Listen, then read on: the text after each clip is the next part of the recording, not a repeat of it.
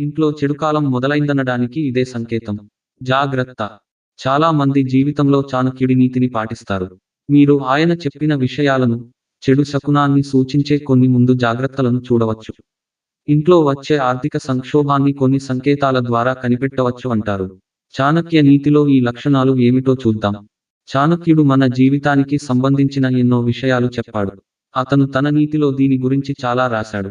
జీవితంలో మన లక్ష్యాలను సాధించడానికి అతని నైతికత మనకు స్ఫూర్తినిస్తుంది.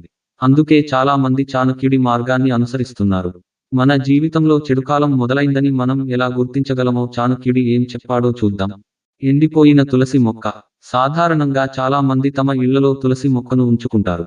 అయితే మీ ఇంట్లో ఉండే తులసి మొక్క మీ చెడు కాలాన్ని తెలియజేస్తుందని చాణక్యుడు చెప్పాడు. అంటే ఇంట్లో తులసి మొక్క ఎండిపోతే ఆర్థిక ఇబ్బందులు తప్పవు. కాబట్టి తులసి మొక్క వాడిపోతుంటే అది మీకు చెడు కాలం అని గుర్తుంచుకోండి. రోజువారీ గొడవలు. మీ ఇంట్లో నిత్యం గొడవలు జరుగుతుంటే లక్ష్మీదేవి ఆ ఇంట్లో ఉండదని చాణక్యుడు అంటాడు. మీ ఆర్థిక పరిస్థితి క్షీణిస్తుందని, చెడు కాలం ప్రారంభమవుతుందని చెబుతారు. పగిలిన గాజు. ఇంట్లో పగిలిన గాజు చెడ్డ శకునాన్ని సూచిస్తుంది.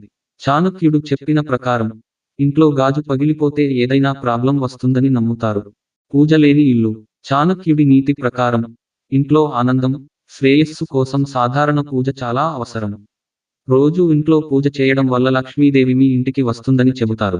మురికి పూజ గది కూడా చెడ్డ శకునమే అని అంటారు. పెద్దలను అగౌరవపరచడం. చాణక్యుడి ప్రకారం పెద్దలను గౌరవించని ఇంట్లో లక్ష్మి నివసించదని చెబుతారు.